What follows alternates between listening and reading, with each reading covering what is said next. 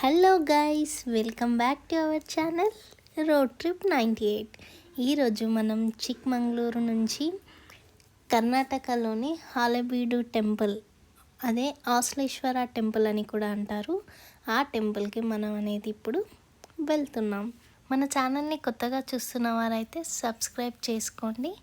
మీరు చిక్మంగళూరు టూర్కి వచ్చినట్టయితే ఇక్కడ చూడవలసిన ప్రదేశాలు మెయిన్గా ఆశ్లేశ్వర టెంపుల్, అదేవిధంగా బేలూరు టెంపుల్. ఈ రెండు టెంపుల్ అనేది తప్పకుండా విజిట్ చేయండి. చిక్మంగళూరు ఊరి నుంచి ఈ ఆశ్లేశ్వర టెంపుల్కి కేవలం 35 కిలోమీటర్ల దూరం మాత్రమే ఉంటుంది. హాలెబీడు, శ్రావణ బెలుగుల, బేలూరు ఈ 3 టెంపుల్స్ని కలిపి కర్ణాటక పర్యాటక శాఖ వారు స్వర్ణ త్రికూటంగా పిలుస్తారు. ఈ హాలెబీడు టెంపుల్ నుంచి బేలూరు టెంపుల్కి కేవలం 17 కిలోమీటర్లు మాత్రమే ఉంటుంది. బేలూరు టెంపుల్ వీడియో కూడా నేను నెక్స్ట్ అప్లోడ్ చేస్తాను, చూసేసేయండి. మనమైతే ఇప్పుడు టెంపుల్ దగ్గరికి అయితే వచ్చేసాము. ఇక్కడి నుంచి మనం టెంపుల్ లోపలికి వెళ్తున్నాం. ఈ టెంపుల్ లోపలికి వెళ్ళడానికి మనకు ఎలాంటి ఎంట్రీ ఫీ అనేది లేదు. ఈ హాలెబీడు టెంపుల్ 12-13 శతాబ్ది మధ్య కాలంలో హోయసల రాజ్యానికి రాజధానిగా ఉండేది. ఈ ఆలయాన్ని విష్ణువర్ధనుడు అనే రాజు నిర్మించాడని అంటారు. టెంపుల్ లోపలికి వెళ్దాం పదండి. ఈ హాలెబీడు ఆశ్లేశ్వర టెంపుల్ బేలూరు చెన్నకేశ్వర స్వామి టెంపుల్ కన్నా 2 ఇంతలు పెద్దదిగా ఉంటుంది. ఈ ఆలయం లోపలికి వెళ్ళే మార్గంలో 2 శిలలనైతే చాలా అద్భుతంగా చెక్కారు. నేను వీడియోలో చూపిస్తున్నాను కదా, చూడండి ఆభరణాలు ఎంత చక్కగా అద్భుతంగా చెక్కారో. ఈ చెక్కిన శిల్పి ఎవరో కానీ అతని పనితీరు చాలా బాగుంది. ఈ హాలెబీడు హాసం జిల్లాలో ఉంది. ఈ హాసం నుంచి హాలెబీడు దేవాలయానికి 30 కిలోమీటర్ల దూరంలో ఉంది. ఈ దేవాలయానికి రావడానికి మనకు బస్సు సౌకర్యం కూడా ఉంది. ఈ ఆలయం ద్వికూట ఆలయంగా ప్రసిద్ధి. అంటే ఇందులో 2 దేవాలయాలు, ఒకటి రాజా హోయసల పేరు మీదుగా, ఇంకొకటి రాణి శాంతలాదేవి పేరు మీదుగా 2 శివలింగాలను ఇక్కడ ప్రతిష్ఠించారు. ఇప్పుడు మీరు చూస్తున్నది రాజా హోయసల దేవాలయం. దేవాలయం లోపల అంతర్భాగాన్ని నేను 360 డిగ్రీస్లో చూపిస్తున్నాను, చూడండి. ఇక్కడి నుండి మనము రాణి శాంతలాదేవి ఆలయాన్ని ప్రతిష్ఠించిన శివలింగం దగ్గరికి వెళ్తున్నాము, పదండి.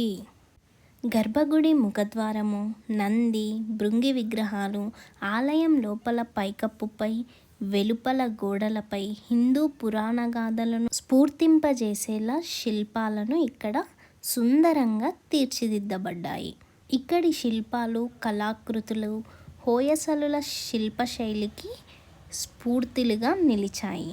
అదేవిధంగా ఈ దేవాలయ నిర్మాణానికి సబ్బురాతిని ఉపయోగించారు. ఇప్పుడు నేను చూపిస్తున్న ఈ టెంపుల్ రాణి శాంతలాదేవి పేరు మీదుగా ఈ శివలింగాన్ని చెక్కారు.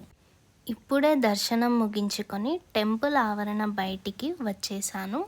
ఇక్కడ చూడండి శిల్పాలు ఎంతో అద్భుతంగా కళాకృతిగా చెక్కారు. ఈ ఆలయ నిర్మాణం పూర్తి చేయడానికి 190 సంవత్సరాల కాలం పట్టింది. ఇంత సమయం ఎందుకు పట్టింది అంటే ఈ ఆలయం పైన ఉన్న శిల్పాలను చూస్తేనే మనకు తెలుస్తుంది.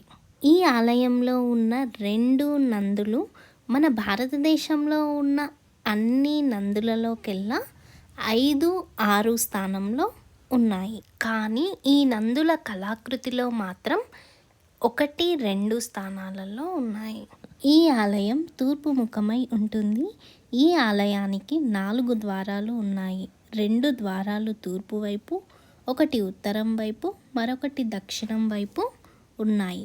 ఉత్తర ద్వారం దగ్గర ఉన్న ద్వారపాలక విగ్రహం ఆకర్షణీయంగా ఉంటుంది.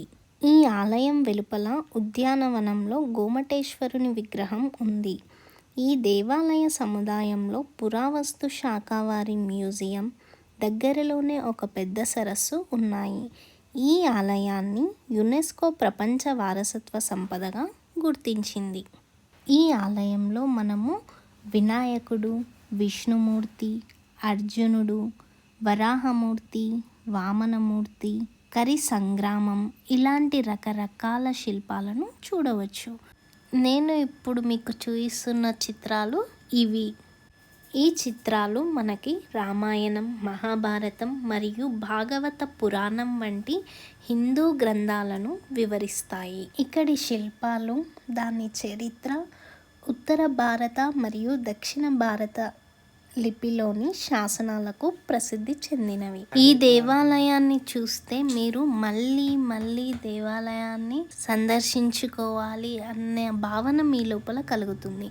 అంత బాగా ఈ దేవాలయాన్ని అనేది నిర్మించారు. ఇలాంటి మరెన్నో వీడియోస్ కోసం మా ఛానల్ని సబ్స్క్రైబ్ చేసుకోండి.